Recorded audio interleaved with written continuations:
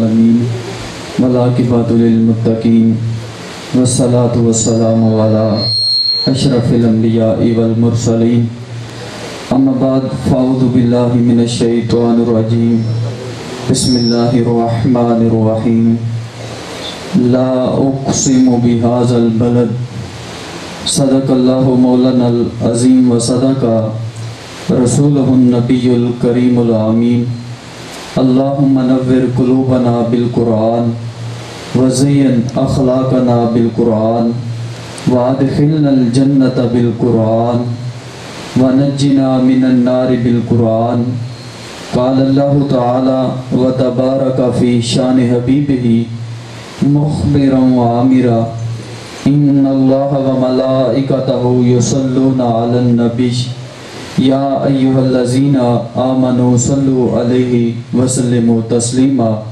بآواز بلند پڑھی الصلاۃ والسلام علیک یا سیدی یا رسول اللہ وعلی آلک واصحابک یا رحمتا للعالمین الصلاۃ والسلام علیک یا سیدی یا رسول اللہ وعلی آلک واصحابک یا خاتم النبیین۔ اللہ تعالیٰ کی حمد و ثنا کے بعد اللہ کے پیارے، امت کے سہارے، رب کے محبوب، دانائے غیوب، ولی کون و مقام، سیاہ لامقام، سید انس و جاں، سرور لالا رخاں، نیر تاباں، سر نشین ماہوشاں، ماہ خوباں، شہنشاہ حسینہ، احمد مجتبیٰ، حضرت محمد مصطفیٰ صلی اللہ علیہ وآلہ وسلم کے حضور ناز میں اپنی محبتوں، عقیدتوں، ارادتوں کا خراج پیش کرنے کے بعد میرے نہایت واجب الاحترام برادران اسلام، السلام علیکم ورحمۃ اللہ وبرکاتہ۔ آپ لوگوں کے سامنے جو آیت مقدسہ تلاوت کرنے کا شرف حاصل کیا ہے، دعا ہے کہ اللہ تعالیٰ اس آیت کے ضمن میں مجھے حق بیان کرنے کی توفیق عطا فرمائے۔ میں آپ لوگوں کے سامنے جو بھی معروضات، جو بھی گفتگو رکھوں، دعا ہے کہ اللہ تعالیٰ ہم سب کو اس پہ عمل کرنے کی توفیق عطا فرمائے۔ اللہ تعالیٰ نے سورہ بلد میں ارشاد فرمایا لا اقسم بہذا البلد، اے محبوب مجھے اس شہر کی قسم، کیا فرمایا؟ اے محبوب مجھے اس شہر کی قسم۔ اور علماء جانتے ہیں کہ یہ سورہ بلد جو ہے یہ مکی صورت ہے، اور اس شہر سے مراد جو ہے وہ مکہ ہے۔ اب ذہن کے اندر یہ سوال پیدا ہوتا ہے کہ اللہ تعالیٰ نے مکہ کی قسم کیوں فرمائی؟ مکہ کی قسم کے حوالے سے ذہن جو ہے وہ بہت ساری چیزوں کی جانب جا سکتا ہے۔ ذہن اس طرف بھی جائے گا کہ یہ مکہ وہ شہر ہے کہ جس شہر کے وسط میں اللہ تعالیٰ کا گھر ہے، اور یہ ایسا گھر ہے کہ جس پر ایک لمحے کے اندر 120 رحمتیں نازل ہوتی ہیں۔ تو خیال اس سمجھ بھی جاتا ہے کہ شاید اس بابرکت گھر کی وجہ سے اس شہر کی قسم کھائی گئی ہو، چونکہ یہ ایسا گھر ہے کہ جس کو دیکھنا بھی عبادت ہے۔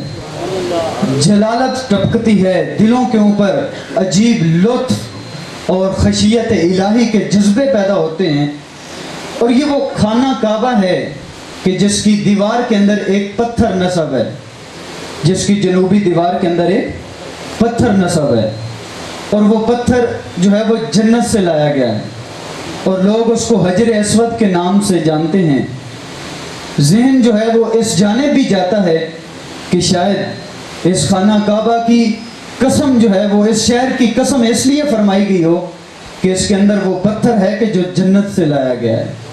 اہل ایمان اس پتھر کی طرف لپکتے ہیں، اس کو چومنے کے لیے اس کی طرف دوڑتے ہیں۔ یار شاید اپنی اکلوتی اولاد کو چومنے کے لیے بندے کو اتنی طلب نہیں ہوتی جتنا کہ اس پتھر کو چومنے میں ہے۔ تو لوگ اس پتھر کو چومتے ہیں اس لیے کہ وہ جنت سے لایا گیا ہے۔ تو تو خیال سمجھ بھی جاتا ہے کہ شاید اللہ تعالیٰ نے اس جنتی پتھر کی وجہ سے اس مکہ شہر کی قسم کھائی ہو۔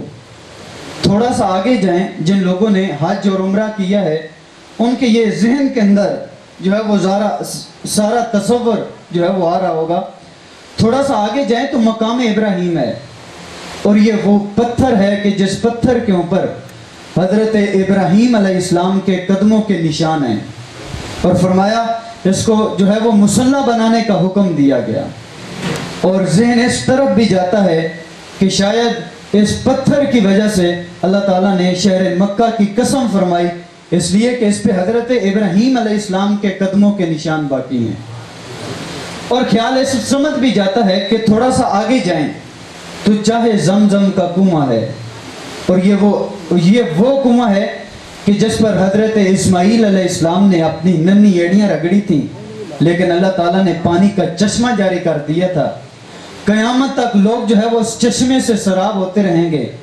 ذہن اس طرف بھی جاتا ہے کہ شاید اس چشمے کی وجہ سے جو ہے وہ اللہ تعالیٰ نے اس شہر کی قسم فرمائی۔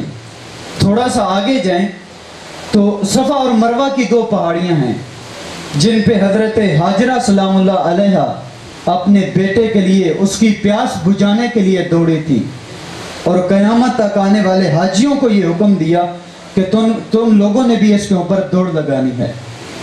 اچھا، اب سوال یہ پیدا ہوتا ہے کہ حضرت ہاجرہ سلام اللہ علیہا تو اپنے بیٹے کی پیاس کے لیے دوڑی تھی، تو یہ حاجی کیوں دوڑ رہا ہے؟ یہ ذہنوں کے اندر سوال ہوتا ہے نا کہ حضرت ہاجرہ سلام اللہ علیہا کو تو اپنے بیٹے کے لیے پانی چاہیے تھا، اس لیے دوڑی تھی، اور یہ حاجی کیوں دوڑ رہا ہے؟ اس کی بغل میں پانی کی بوتل بھی ہے لیکن دوڑ لگا رہا ہے۔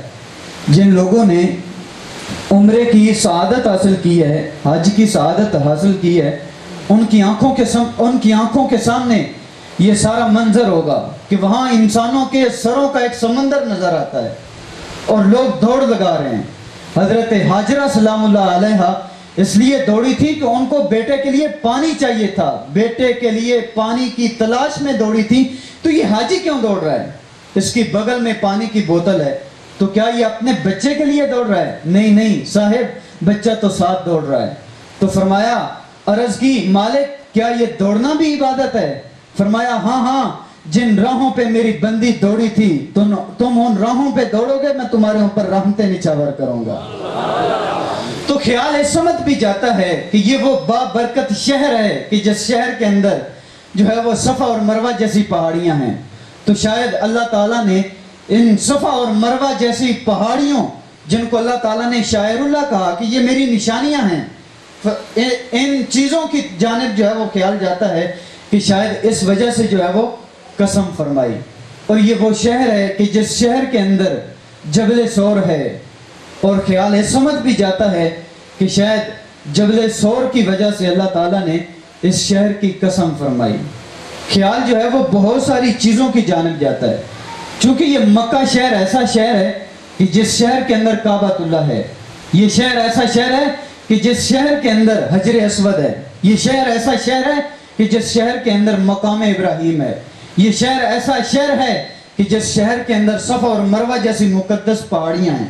تو خیال جو ہے وہ بہت ساری چیزوں کی جانب جاتا ہے نا کہ شاید اس وجہ سے قسم فرمائی، لیکن اللہ تعالیٰ نے آگے کیا فرمایا؟ فرمایا، ای انت مقیمن، کہ اے محبوب، ہم اس شہر کی قسم اس لیے کھا رہے ہیں کہ اس شہر کی گلیوں نے تیرے سانسوں کی مہک جو سونگھی ہے، ہم اس شہر کی قسم اس لیے کھا رہے ہیں۔ کیا فرمایا؟ کیا آگے ہے؟ وَأَنْتَ حِلٌّ بِهَذَا الْبَلَدِ، اے محبوب، مجھے جو ہے وہ اس شہر کی قسم میں اس لیے نہیں کھا رہا کہ اس شہر میں مقام ابراہیم ہے، میں اس شہر کی قسم اس لیے نہیں کھا رہا کہ اس میں حجر اسود ہے، میں اس شہر کی قسم اس لیے نہیں کھا رہا کہ اس شہر کے اندر صفا اور مروہ جیسی مقدس پہاڑیاں ہیں۔ تو مالک پھر اس شہر کی قسم کیوں فرما رہا ہے؟ فرمایا، اس شہر کے اندر تیرے قدم جو لگے ہیں، اس شہر کے اندر تیرے سانسوں کی مہک جو سونگتی ہے، اس شہر کے اندر آپ مقیم جو ہو، میں اس لیے اس شہر کی قسم فرماتا ہوں، میں اس لیے اس شہر کی कसम फरमाता हूं। आगे क्या फरमाया?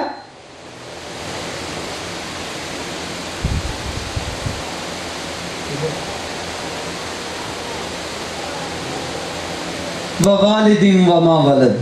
क्या फरमाया? ववालिदिन वमा वलद। और मुझे तेरे बाप की कसम। क्या फरमाया? मुझे तेरे बाप की कसम, यानी हजरत इब्राहीम अलैहिस्सलाम और उनकी औलाद की कसम। तो ये दो कस्में उठाई, दो कस्में उठाई। शहर मक्का भी की कसम खाई और हुजूर नबी रहमत सल्लल्लाहु अलैहि वसल्लम के अबाव अजदाद की कसम भी फरमाई। शहर मक्का की कसम फरमाई इसलिए कि ऐ महबूब उस शहर के अंदर आप बसते हैं, ऐ महबूब इसलिए कि उस शहर के अंदर आप मुकीम हो, मैं इसलिए उस शहर की कसम फरमाता हूँ। अब ज़हन के अंदर ये सवाल भी पैदा होता है कि क्या मक्का अफजल है या मदीना अफजल है? ज़हन के अंदर ये सवाल पैदा होता है कि मक्का अफजल है या मदीना अफजल है। जिन लोगों ने ये कहा कि मक्का अफजल है उनके पास बड़े पुख्ता दलील मौजूद हैं, और जिन लोगों ने ये कहा कि मदीना अफजल है उनके पास भी बड़े पुख्ता दलील मौजूद हैं। लेकिन इस पे बहुत सारे अकवाल जो है वो लोगों ने बयान किए, लेकिन एक बुजुर्ग ने हद कर दी। फरमाते हैं हुजूर मक्के में थे तो मक्का अफजल था, हुजूर मदीने में चले गया तो मदीना अफजल हो गया। जहां हुजूर हो गए वहां वो जगह अफजल हो गई। फरमाया हुजूर मक्के में थे तो मक्का अफजल था, हुजूर मदीने में चले गए तो मदीना अफजल हो गया। ये निस्बत की बात है ना। हुजूर ने दुआ फरमाई थी कि या अल्लाह जितनी बरकतें तूने मक्का के अंदर रखी हैं दुगनी बरकतें जो है वो मदीना के अंदर रख दे, दुगनी बरकतें मदीना के अंदर रख दे। तो शहर मदीना हुजूर नबी रहमत सल्लल्लाहु अलैहि वसल्लम जहाँ पे जलवा अफरोज हैं वो कायनात की सबसे अफजल जगह है। तो फरमाया हुजूर मक्के में थे तो मक्का अफजल था, हुजूर मदीने में चले गए तो मदीना अफजल हो गया। अच्छा, शहर मक्का की कसम क्यों फरमाई? ये सवाल पैदा होता है। शहर मक्का की कसम क्यों फरमाई? ये सवाल पैदा होता है। आका करीम सल्लल्लाहु अलैहि वसल्लम ने मक्का के अंदर दुख सहे थे, मक्का के अंदर तकलीफें सही थी, शहर मक्का के अंदर लोगों ने कांटे बिछाए थे, शहर मक्का के अंदर लोगों ने गड़े खोदे थे। तो फरमाया ऐ महबूब मुझे उस शहर की कसम जिस शहर के अंदर आपको तकलीफें दी गई, जिस शहर के अंदर आपके लिए गड़े खोदे गए, जिस शहर के अंदर आपके रास्ते में कांटे बिछाए गए, फरमाया महबूब मुझे उस शहर की कसम जिस शहर के अंदर आपको तकलीफें दी गई। ये कसम फरमाई और कसम फरमाने के बाद क्या फरमाया? फरमाया ऐ महबूब मुझे इस शहर की कसम और साथ तेरे बाप यानी हजरत इब्राहीम और उनकी औलाद की कसम। आगे क्या फरमाया? लक़द खलक़नल इंसान फी कबद, कि हमने इंसान को मुशक्कत भरी जिंदगी में पैदा किया है। क्या फरमाया? कि हमने इंसान को मुशक्कत भरी जिंदगी में पैदा किया है। दो कस्में उठाने के बाद ये फरमाया कि हमने इंसान को मुशक्कत भरी जिंदगी में पैदा किया है। इंसान की जिंदगी का ये मकसद नहीं है कि वो हर वक्त आसाइशें और सहूलतें ही तलाश करता फिरे और उसकी जिंदगी में कोई कठिन मरहला ना हो। ये एक इंसान की जिंदगी नहीं है। वो अल्लामा इकबाल ने कहा था ना, पलटना झपटना झपट कर पलटना, पलटना झपटना झपट कर पलटना, लहू गरम रखने का है एक बहाना, परिंदों की दुनिया का दरवेश हूं मैं कि शहीन बनाता नहीं आशियाना। ये इंसान जो है ये मत समझे कि वो केला खाने लगे तो उसके दांत हिलने लग जाए, ये एक इंसान की पहचान नहीं है। फरमाया अल्लाह ताला ने दो कस्में उठा के कि ऐ महबूब मुझे तेरे शहर की कसम, तेरे अबाव अजदाद की कसम, हमने इंसान को मुशक्कत भरी जिंदगी में पैदा किया। तो इंसान की जिंदगी का ये मकसद नहीं है कि वो आसाइशें और सहूलतें ही तलाश करता फिरे, उसकी जिंदगी में कठिन मरहले भी आएंगे, वो हालात का मुकाबला करेगा। ऐ इंसान तू तो शाहीन है, तेरे बसेरे जो हैं वो तो पहाड़ों की चट्टानों पे हैं। ऐ इंसान तेरे जो बसेरे हैं वो पहाड़ों की चट्टानों पर हैं। तेरी जिंदगी का ये मकसद नहीं है कि तू हर वक्त जो है वो आसाइशें और सहूलतें ही तलाश करता फिरे। तो अल्लामा इकबाल ने फिर एक और जगह कहा कि ये जवानी क्या है। अल्लामा इकबाल ने क्या कहा? ये जवानी क्या है? किसी चौक या किसी मोड़ पे खड़े होने का नाम जवानी नहीं है। अपनी ही बहनों अपनी ही बेटियों को देखकर रीछों की तरह नाचने का नाम जवानी नहीं है। अपनी ही ख्वाहिशात का असीर हो जाने का नाम जवानी नहीं है। सारी रात सोशल मीडिया के ऊपर बैठकर जो है वो गंदगी और नजासत देखने का नाम जवानी नहीं है। अल्लामा इकबाल ने कहा कि है जवानी अपने लहू, अपने शबाब के लहू में जो है वो गर्म होने का नाम जवानी है, अपने लहू में जलने का नाम जवानी है, अपने लहू की आग में जलने का नाम जवानी है। तो जब ये जवानी अल्लाह ताला ने तुम्हें दी है तो उस जवानी को राह रास्त के अंदर लाना होगा। इस जवानी का ये मकसद नहीं है कि इंसान मजनू बना फिरे, इस जवानी का ये मकसद नहीं है कि इंसान की सोचें आवारा हो जाएं, इस जवानी का ये मकसद नहीं है कि इंसान जो है वो नाइट क्लबों में जाता फिरे। इस जवानी का मकसद तो ये था कि तू रब की बारगाह में सजदा करता, और जब तू रब की बारगाह में सजदा रेज होता, जब उसकी बारगाह में आता, सजदा रेज होता, बाद में हाथ उठा के दुआ मांगता कि या अल्लाह मेरे गुनाहों को माफ कर दे। रब ये ना देखता कि ये गुनाहगार कितना है, वो ये देखता कि आया तो मेरे ही दर पे है ना, ये देखते हुए तेरे गुनाहों को माफ कर देता। तो जवानी वो है कि जो उसकी बारगाह में गुजारी जाए, जो उसके रास्ते में गुजारी जाए। जवानी ये नहीं है कि इंसान मजनू बना फिरे, जवानी ये नहीं है कि इंसान अपनी ही बहनों और अपनी ही बेटियों को देखकर जो है वो नाचता फिरे। फरमाया हमने इंसान को मुशक्कत भरी जिंदगी में पैदा किया ताकि वो हालात का मुकाबला कर सके, ताकि वो हालात का मुकाबला करे। फरमाया हमने इंसान को मुशक्कत भरी जिंदगी में पैदा किया ताकि उसकी जिंदगी में जो कठिन मरहले आए वो उनका मुकाबला कर सके, वो उनका मुकाबला कर सके। तो इंसान की जिंदगी में जब कठिन मरहले आते हैं तो वो यकीनन जो है वो उनका मुकाबला करता है, वो जबर के हालात का मुकाबला करता है। जब बंदा जो है वो उसके हालात का मुकाबला ना कर सके तो फिर वो इंसान ही नहीं है, वो बंदा मर्द ही नहीं है कि जो मुश्किल हालात का मुकाबला नहीं कर पाता। वो वासिफ अली वासिफ ने कहा था ना कि अपनी मर्जी और अल्लाह की मर्जी में फर्क का नाम गम है। क्या फरमाया? अपनी मर्जी और अल्लाह की मर्जी में फर्क का नाम गम है। और जब बंदा अपनी मर्जी और अल्लाह की मर्जी में फर्क करना शुरू कर दे तो फिर वो गम बन जाता है। और जब बंदा इस बात पे राजी हो जाए कि जे सोना मेरे दुख विच राजी अते मैं सुख नु चुल्हे डावां, जे सोना मेरे दुख विच राजी अते मैं सुख नु चुल्हे डावां, फिर जो है वो जलती हुई आग में भी छलांग लगा देता है। फिर जबराइल आते हैं, कहते हैं कि आप एक हैं जो इस दुनिया पे अल्लाह का नाम लेते हैं, आप तो दुआ करें कि आपको बचा लिया जाए। तो फरमाने लगे नहीं, क्या अल्लाह नहीं देख रहा? इन काफरों के ज़हनों के अंदर सवाल ये किसने पैदा किया कि मेरे लिए आग जलाई जाए?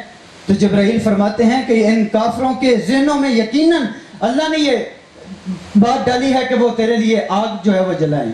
तो फरमाया जब उसकी मशीयत ये है तो फिर मेरी मशीयत भी ये है कि अगर वो ऐसा करने पे राजी है तो फिर मैं भी राजी हूँ, अगर वो ऐसा करने पे राजी है तो फिर मैं भी राजी हूँ। तो जब इंसान उसके दुखों पे राजी हो जाए तो फिर उसकी जिंदगी जो है वो सौखे अंदाज से गुजरती है। आगे फरमाया कि जब इंसान के पास दौलत आ जाए, जब इंसान के पास इक़्तिदार आ जाए, जब इंसान के पास सरमाया आ जाए तो वो ये गुमान करने लग जाता है कि अब मेरे ऊपर जो है वो किसी का बस नहीं चलेगा, मेरे ऊपर किसी का बस नहीं चलेगा, चूंकि दौलत मेरे पास है, इक़्तिदार मेरे पास है। और वो ये गुमान करने लग जाता है कि अब मेरे ऊपर किसी का बस नहीं चलेगा, चूंकि मैं जो है वो थाने खरीद सकता हूँ, कचहरियाँ खरीद लूँगा, और आगे पीछे दाएं बाएं जो है वो मेरे साथ जो है वो मुलाजिम हैं और कोई मेरा बिगाड़ भी कर सकता है। वो ये गुमान करने लग जाता है। और आगे एक और बात कहता है, वो कहता है यकूलु अहलक्तु मालन लुबदा। क्या कहता है? यकूलु अहलक्तु मालन लुबदा, कि मैंने ढेरों माल खर्च कर दिया, मैंने ढेरों माल खर्च कर दिया। वो इस बात पे डींगे मारता फिरता है कि मैंने ढेरों माल खर्च कर दिया। वो कहता है कि मैं मरी गया, 5 लाख की जो है वो मैंने उधर खर्च कर दिया। बेटे की शादी की तो 5 लाख की आतिशबाजी कर दी। अपने खर्च के मसरफ बताता है, अपनी हलाकत की खबर देता है। कहता है यकूलु अहलक्तु मालन लुबदा, कि मैंने ढेरों माल खर्च कर दिया, मरी गया, 5 लाख वहां पे खर्च आया, बेटे की शादी की, 5 लाख की आतिशबाजी कर दी। और जब जो है वो अपने खर्च बताता है तो उस साहिब से कहा जाता है, ओ मियाँ تو 5 लाख उधर खर्च कर आया, बेटे की शादी पे 5 लाख खर्च कर आया, तुम्हें मोहल्ले के अंदर वो यतीम बच्चियां नजर ना आई कि जो जहेज के सामान के लिए तरस रही थी और उनका कोई रिश्ता कबूल करने वाला नहीं था, इसलिए कि इनके पास जहेज नहीं है, तो उधर 5 लाख की आतिशबाजी कर देता है, लेकिन तुझे वो मजदूर नजर ना आया कि जो सुबह जो है वो मजदूरी वाले अड्डे पे जाके बैठ जाता है और कोई उसे कबूल करने के लिए तैयार नहीं होता, और वो कहता है अरे भाई मुझे 50 रुपया कम दे देना लेकिन मुझे साथ ले चलो, लेकिन उसे कोई साथ ले जाने वाला नहीं होता, इसलिए कि ये बूढ़ा है और जब धूप खूब चमक पड़ती है और उसे कोई लेने वाला कबूल नहीं करता। और जब वो घर से निकल के आया था, अपनी बीवी से ये कह के आया था कि आज जो मजदूरी मिलेगी उससे मैं आटा लेके आऊंगा, उससे घी लेके आऊंगा, उससे फलां दालें लेके आऊंगा, लेकिन जब उसे कोई कबूल नहीं करता और जब धूप खूब चमक पड़ती है और वो हाथ के अंदर जो है वो अपना डबल अबकाए, जब घर वापस पलटता है तो उसके लिए घर की दहलीज नहीं होती, पुलसरात होती है। तो ऐ सरमायादार, तुम्हें वो मजदूर नजर ना आया कि जो घर जाते हुए भी उसके कदम लड़खड़ाते हैं? आज घर से निकलते वक्त ये कह के आया था कि आज जो मजदूरी लेके आऊंगा उससे आटा लेके आऊंगा, लेकिन जब उसको कबूल कोई नहीं करता तो फिर वो परेशान होके जाता है, उसके लिए घर की दहलीज नहीं होती, पुलसरात होती है। तो ऐ सरमायादार, ऐ दौलत के पुजारी, जरा देख तो अपनी दौलत को कहां खर्च कर रहा है, तो अपनी दौलत को कहां खर्च कर रहा है, ये सब कुछ पूछा जाएगा। कयामत के दिन उतनी देर तक बंदे को रब अपने सामने से हटने नहीं देगा जब तक ये ना पूछ ले कि तूने अपनी दौलत कहां खर्च कर दी, तूने अपनी दौलत कहां खर्च कर दी। 4 सवाल बंदे से पूछे जाएंगे। पहला सवाल ये पूछा जाएगा कि उसकी उम्र के बारे में पूछा जाएगा कि हमने तुझे कीमती उम्र दी थी, तूने इस कीमती उम्र को कहां जाया कर दिया? किसी चाय वाले फट्टे पे बैठकर जाया तो नहीं कर दिया, किसी जो है वो चौक और गली में खड़े होकर इस कीमती उम्र को जाया तो नहीं कर दिया। ये सब कुछ पूछा जाएगा कि हमने तुझे कीमती उम्र दी थी, इस उम्र की तूने कीमत क्या डाली, ये सब कुछ पूछा जाएगा। और हुजूर ने फरमाया उतनी देर तक बंदे को रब अपने सामने से हटने नहीं देगा जब तक ये ना पूछ ले कि ऐ साहिब तूने अपनी उम्र को कहां जाया कर दिया। फिर जवान से उसकी जवानी के बारे में पूछा जाएगा कि ऐ जवान तूने अपनी जवानी कहां गुजार दी, मजनू तो नहीं बन गया था, दुनिया की मोहब्बत में गिरफ्तार तो नहीं हो गया था, तेरी नजर बदकारी तो नहीं करती थी, तेरे ख्याल बहक तो नहीं जाते थे, तेरी सोचें अवारा तो नहीं हो जाती थी, नौजवान होकर रब के हुक्मों को तोड़ता तो नहीं था। इस जवानी के बारे में पूछा जाएगा। साहिब अगर जवानी को अच्छे अंदाज से गुजारा होगा तो फिर बंदा कहेगा मालिक इस जवानी के अंदर हमने तेरे दीन का काम किया, इस जवानी के अंदर हम राहे हक के मुसाफिर रहे, इस जवानी के अंदर हम नमाजें पढ़ते रहे, इस जवानी के अंदर हमने लोगों को दीन इस्लाम की तरफ बुलाया, इस जवानी के अंदर हमने तेरे दीन का काम किया। लेकिन साहिब अगर इस जवानी को बुरे अंदाज से गुजारा होगा, इस जवानी को बुरे अंदाज से गुजारा होगा तो फिर क्या जवाब देगा रब के सामने? क्या जवाब देगा कि इस जवानी के अंदर मैं डाके डालता रहा, इस जवानी के अंदर मैं अपनी ही बहनों को आंखें फाड़ फाड़ के देखता रहा, इस जवानी के अंदर मैं दूध के अंदर पानी मिलाता रहा? क्या जवाब देगा रब के सामने कि इस जवानी के अंदर जो है वो मैं शराबें पीता रहा, इस जवानी के अंदर मैं जुए खेलता रहा? क्या जवाब देगा रब के सामने? लेकिन अगर जवानी अच्छे अंदाज से गुजारी होगी फिर रब के सामने नजरें तो झुकी होंगी, लेकिन बंदा कहेगा मालिक इस जवानी के अंदर हम राह हक के मुसाफिर रहे, इस जवानी के अंदर हमने तेरे दीन का काम किया, इस जवानी के अंदर हमने जो है वो तेरी बारगाह में सजदे किए, इस जवानी के अंदर हम राह हक के मुसाफिर रहे। साहिब जवान को उतनी देर तक रब अपने सामने से हटने नहीं देगा जब तक ये ना पूछ ले कि तूने अपनी जवानी को कहां गुजार दी। हुजूर ने फरमाया लोगों सुनो मैं अल्लाह का हबीब हूं, आना हबीबुल्लाह, फरमाया मैं अल्लाह का हबीब हूं। लेकिन जो जवान जवानी के अंदर तौबा करता है वो भी अल्लाह का हबीब है, जो जवान जवानी के अंदर तौबा करता है वो भी अल्लाह का हबीब है। और आगे मालदार शख्स को खड़ा किया जाएगा, उससे पूछा जाएगा साहिब ये तूने माल कहां से कमाया, ये जो माल तेरे पास है ये कहां से कमाया? उतनी देर तक दौलतमंद शख्स को अपने सामने से रब हटने नहीं देगा جب تک یہ نہ پوچھ لے کہ یہ جو مال تیرے پاس ہے یہ تو نے کہاں سے کمایا، اس کے ذرائع کیا تھے، کسی غریب کا خون تو نہیں نچوڑا تھا، کسی کا حق تو نہیں مارا تھا، کسی کے ساتھ ظلم اور زیادتی تو نہیں کی تھی، جھوٹی قسموں سے سودا تو نہیں بیچا تھا، یہ سب کچھ پوچھا جائے گا کہ یہ مال تو نے کمایا کہاں سے ہے، یہ سب کچھ پوچھا جائے گا۔ اور حضور نے فرمایا سرمایہ دار شخص کو رب اپنے سامنے سے اتنی دیر تک ہٹنے نہیں دے گا جب تک یہ نہ پوچھ لے کہ تو نے یہ مال کمایا کہاں سے ہے۔ اور صرف کمانا ہی کام نہیں ہے، اس کو لگانا بھی کام ہے، اس کو خرچ کرنے کے بارے میں بھی پوچھا جائے گا کہ آج تو اس بات پہ ڈھینگے مارتا پھرتا ہے اور لوگوں کو بتاتا پھرتا ہے کہ صاحب یہ میری کوٹھی کا گیٹ دیکھو 10 لاکھ روپے کا بنا ہے، اور اس بات پہ اتراتا ہے، یہ مال جو تو خرچ کر رہا ہے اس کے بارے میں کل قیامت کے دن تو اسے پوچھا جائے گا۔ آج تو ڈھینگے مارتا پھرتا ہے نا کہ میں نے جو ہے وہ 10 لاکھ روپے کا اپنی کوٹھی کا گیٹ بنوایا ہے، لیکن تو نے 10 لاکھ کا گیٹ تو بنوایا، لیکن تجھے محلے کے اندر غریب لوگ نظر نہ آئے، تجھے وہ لوگ نظر نہ آئے کہ جو عید کے دن بھی پاپڑ بیچ رہے تھے، تجھے وہ لوگ نظر نہ آئے کہ جس کی غریب بچیاں جو ہے وہ اپنے گھر کے اندر بوڑھی ہو رہی تھی، تجھے وہ لوگ نظر نہ آئے، وہ یتیم بچے نظر نہ آئے کہ جو عید کے دن بھی پاپڑ بیچ رہے تھے، تمہیں ہسپتالوں کی لاوارث وارڈوں کے اندر وہ مریض نظر نہ آئے کہ جو دوائی کے لیے ترس رہے تھے، یہ سب کچھ پوچھا جائے گا۔ اللہ فرماتا ہے الم نجعل لہ عینین، ہم نے تجھے آنکھیں نہیں دی تھی، ہم نے تجھے ایک زبان اور 2 ہونٹ نہیں دیے تھے، سب کچھ پوچھا جائے گا۔ اے صاحب آج تو گمان کرتا ہے کہ مجھے کوئی دیکھ نہیں رہا، لیکن تیری آنکھیں جو ہے یہ سب کچھ دیکھ رہی ہیں۔ کل قیامت کے دن جو ہے وہ بندے سے سب کچھ اس کے بارے میں پوچھا جائے گا کہ تو نے اپنی جوانی کہاں گزار دی، تو نے اپنی جوانی کہاں گزار دی، یہ جو مال تو نے کمایا اس کو کہاں خرچ کر دیا، اس جوانی کے اندر مجنون تو نہیں بنا رہا، یہ سب کچھ پوچھا جائے گا۔ لیکن جوان آج اللہ کی بارگاہ میں آ کے توبہ کر لیں تو پھر وہ رب بڑا غفور رحیم ہے، وہ تمہارے گناہوں کی طرف نہیں دیکھے گا، اپنی رحمت کی طرف دیکھتے ہوئے تیرے گناہوں کو معاف کر دے گا۔ لیکن آج تو ہم توبہ کو بھی بھول چکے، توبہ کو بھی بھول چکے۔ حضور نبی رحمت صلی اللہ علیہ وآلہ وسلم نے فرمایا سیاتی زمان علی امتی یحبون خمسا و ینسون خمسا، میری امت پہ ایسا زمانہ آئے گا لوگ 5 چیزوں سے محبت کریں گے، 5 چیزوں کو بھول جائیں گے۔ کیا فرمایا؟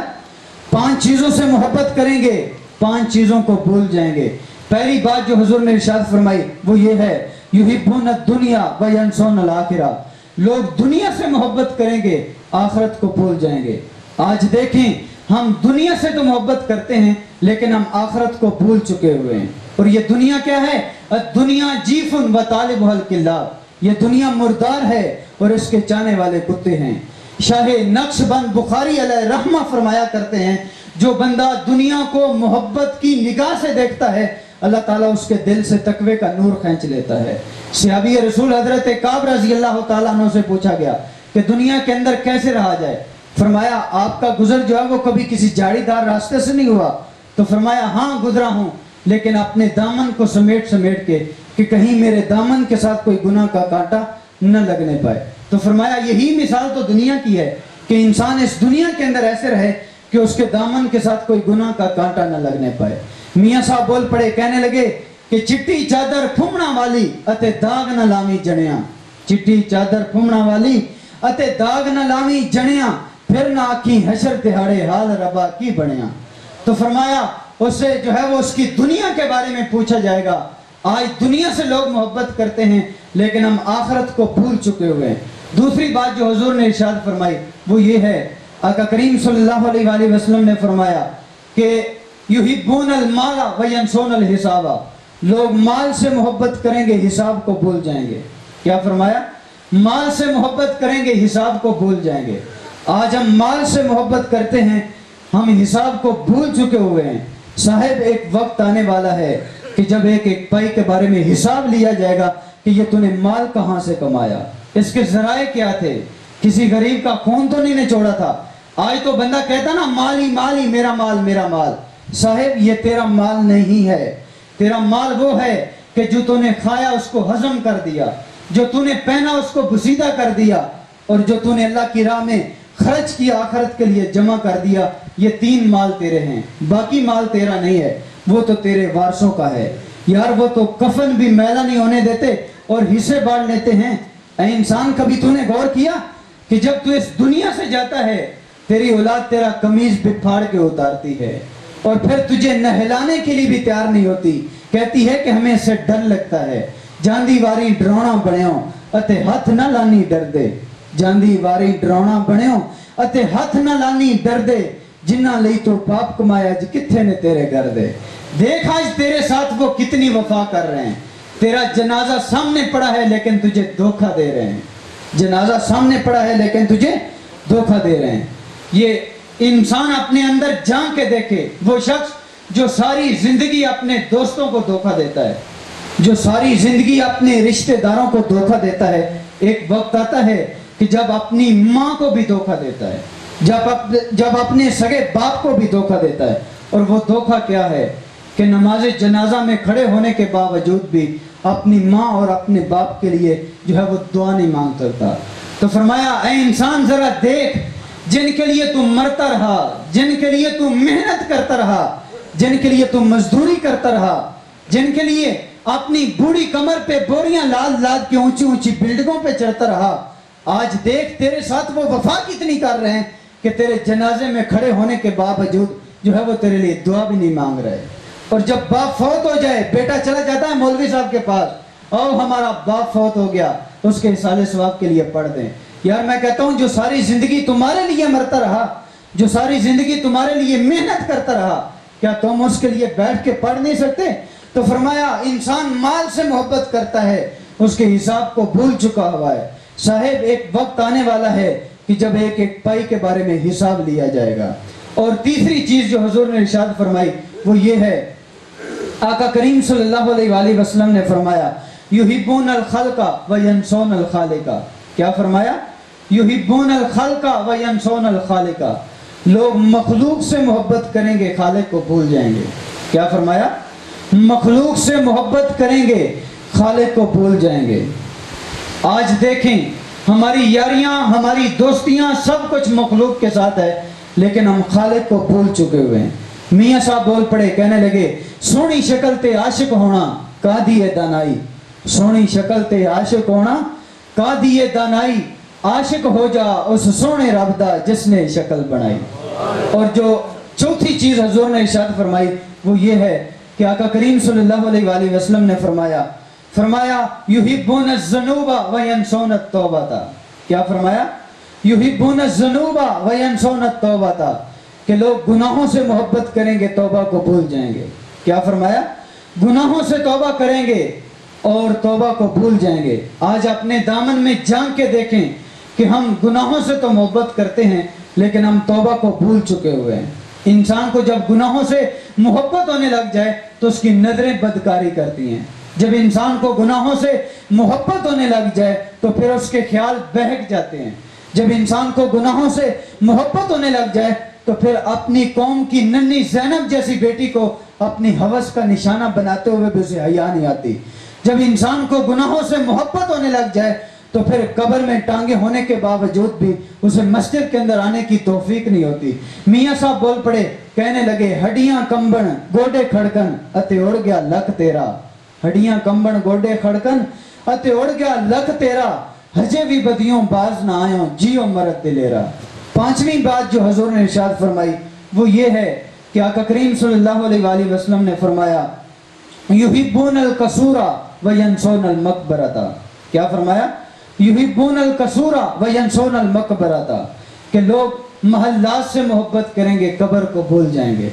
آج ہم محلات سے محبت کرتے ہیں، کوٹھیوں سے محبت کرتے ہیں، لیکن ہم قبر کو بھول چکے ہوئے ہیں۔ وہ تنہائیوں کا گھر ہے، وہ اندھیروں کا گھر ہے، وہاں پہ روشنی کا اہتمام کر کے جانا ہوگا۔ اور آج اللہ کی رحمتیں حضرت انسان کو آواز دے رہی ہیں، یا ایھا الانسان ما غرک بربک الکریم، او بھاگے ہوئے انسان تجھے کریم رب سے کس نے غافل کر دیا؟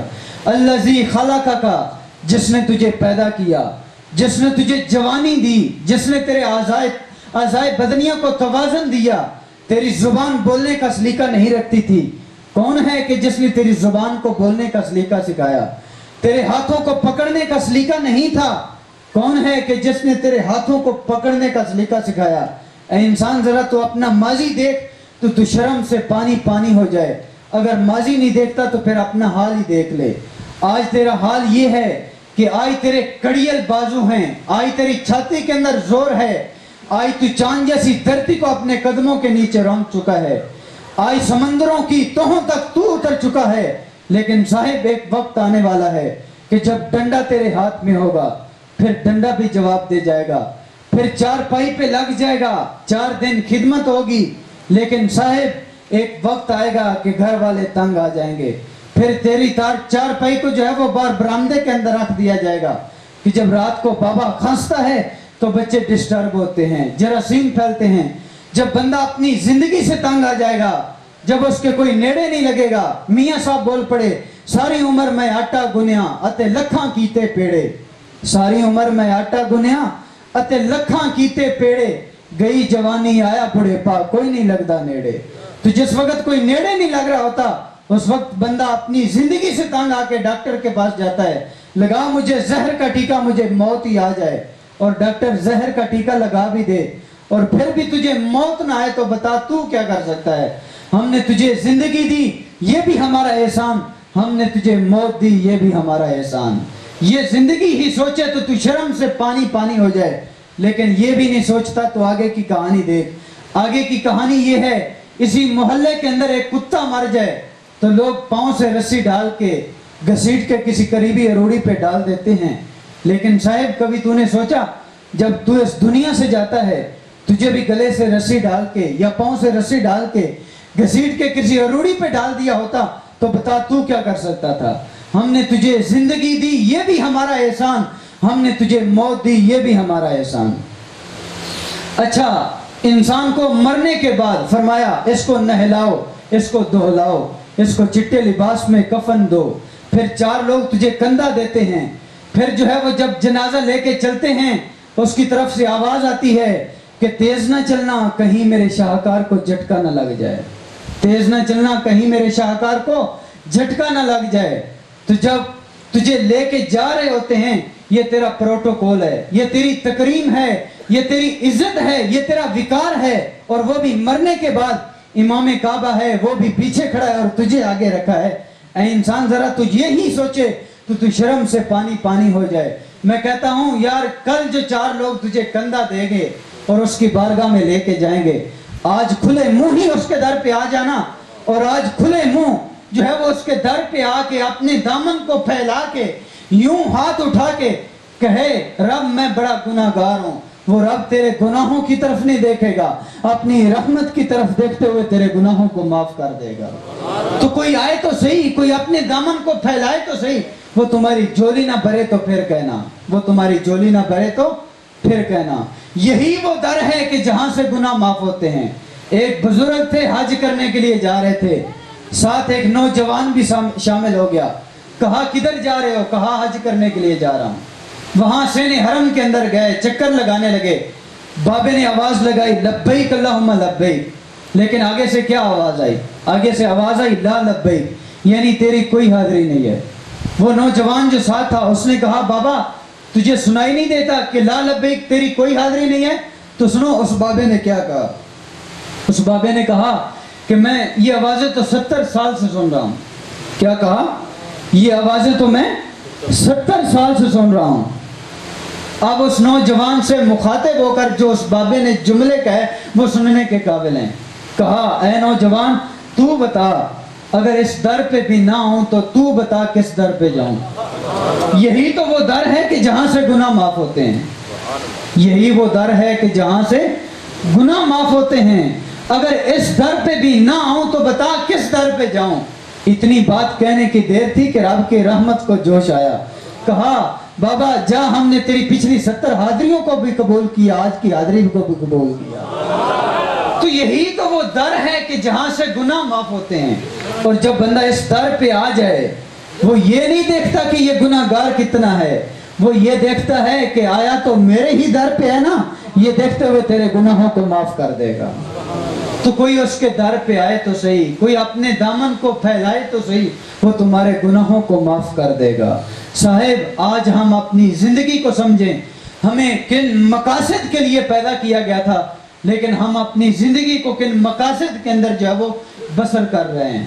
یہ جب صبح کا وقت ہوتا ہے نا، پرندے، چڑیاں، رب کی جو مخلوق ہے وہ اللہ تعالیٰ کی تسبیح و تحلیل کر رہی ہوتی ہے، اپنی اپنی بولی کے اندر جو ہے وہ اس کے گن گا رہی ہوتی ہے، اپنی اپنی زبان کے اندر اس کی تسبیح و تحلیل کر رہی ہوتی ہے۔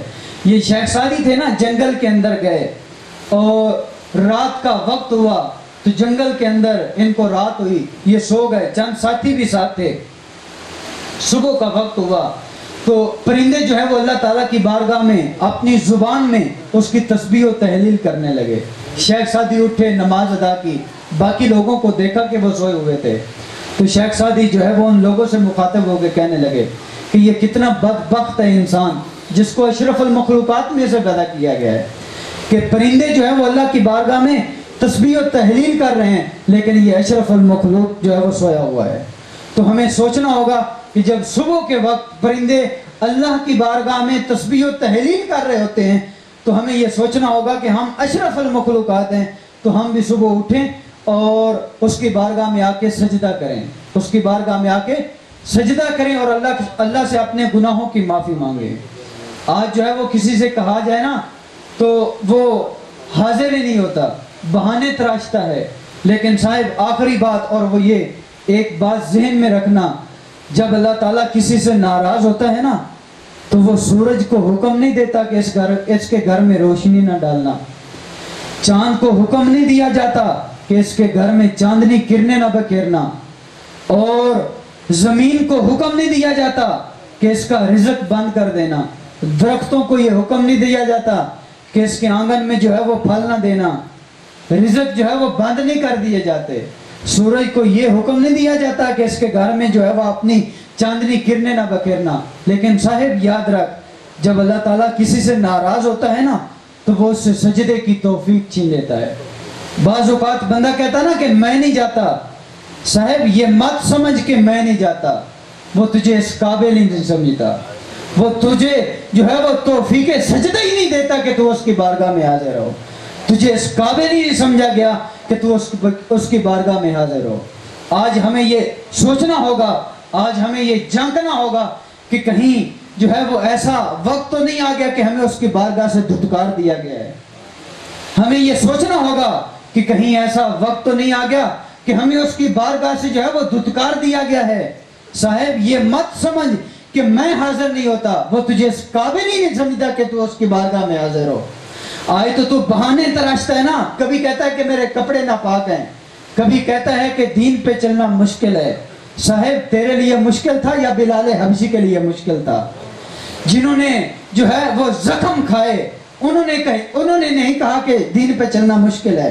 بلال حبشی کو جو ہے وہ گرم پتھروں کے اوپر لٹا دیا جاتا تھا، آقا جو ہے وہ بڑے کوڑے مارتا تھا، لیکن یہ عشق کی بات تھی نا، وہ کیا کسی نے کہا کہ زخم پہ زخم کھا کے جی، زخم پہ زخم کھا کے جی، خونے جگر کے گھونٹ پی، آہ نہ کر لبوں کو سی، یہ عشق ہے دل لگی نہیں، یہ عشق ہے دل لگی نہیں۔ ایک اور شعر وہ سناتا جاؤں، کالا رنگ تے حبش دے وچ رہن والا، کالا رنگ تے حبش دے وچ رہن والا، کیتا عشق بلال نے دل لا کے، کلمہ چھڑ بلال نو کہن کافر، پتھر مارن تلیاں وچ کل لا کے، بلال کیا کلمہ نہیں چھٹدا، تسی ویکھ لو اپنا تل لا کے، رب نے رنگ بلال دا ونڈ چھڑیا ہر ہور دے متھے تے تل لا کے۔ تو کتنے ظلم ہوئے لیکن انہوں نے جو ہے وہ سجدے نہیں چھوڑے۔ جن لوگوں کے ساتھ ظلم و ستم کیا گیا انہوں نے نہیں کہا کہ دین پہ چلنا مشکل ہے۔ اب جو اس زمانے کے اندر مسجد میں آتے ہیں، گرم موسم ہو تو ٹھنڈا پانی دستیاب ہوتا ہے، اور ٹھنڈا موسم ہو تو گرم پانی دستیاب ہوتا ہے، گرمی کا ماحول ہو تو پنکھے جو ہے وہ اسے ہوا دیتے ہیں، جب گرم موسم ہو تو اس کے لیے قالین بچھے ہوتے ہیں، جس کے لیے ساری سہولیات میسر ہیں، وہ صاحب بڑی وڈیائی کے ساتھ کہتا ہے کہ دین پہ چلنا مشکل ہے۔ تو یار میں کہتا ہوں تیرے لیے مشکل ہے یا بلال حبشی کے لیے مشکل تھا؟ تیرے لیے مشکل ہے یا میدان بدر والے صحابہ کے لیے مشکل تھا؟ تیرے لیے مشکل ہے یا امام حسین کے لیے مشکل تھا، جنہوں نے اپنے کندھوں کے اوپر اپنے جوان بیٹوں کے لاشیں اٹھائے، انہوں نے نہیں کہا کہ دین پہ چلنا مشکل ہے، لیکن جو آج جس کے لیے ہر قسم کی سہولیات ہیں وہ کہتا ہے کہ دین پہ چلنا مشکل ہے۔ صاحب اپنی نماز کو ادا کیجئے، یہ نماز فریضہ ہے اللہ کی جانب سے۔ کل قیامت کے دن جو سب سے پہلا سوال ہوگا وہ نماز کے بارے میں ہوگا۔ ہمیں اپنی نمازوں کے بارے میں سوچنا ہوگا، ہمیں اپنی جوانی کے بارے میں سوچنا ہوگا، ہمیں اس قیمتی عمر کے بارے میں سوچنا ہوگا، سب کچھ سوچنا ہوگا۔ ہمیں اس دنیا کے اوپر جو ہے وہ کھیلنے کے لیے پیدا نہیں کیا گیا، ہمیں اس دنیا کے اوپر جو ہے وہ عبادت کے لیے پیدا کیا گیا ہے۔ آج ہم دیکھیں کہ ہم کتنا وقت جو ہے وہ باقی چیزوں کے لیے نکالتے ہیں، لیکن ہم عبادت کے لیے کتنا وقت نکال رہے ہیں۔ صاحب میں دعا کرتا ہوں کہ اللہ تعالی ہم سب کو راہ راست پہ چلنے کی توفیق عطا فرمائے، 5 وقت کی نماز باجماعت ادا کرنے کی توفیق عطا فرمائے، جو باتیں میں نے آپ لوگوں سے کہی سب باتوں پہ عمل کرنے کی توفیق عطا فرمائے۔ وآخر دعوانا ان الحمد للہ رب العالمین۔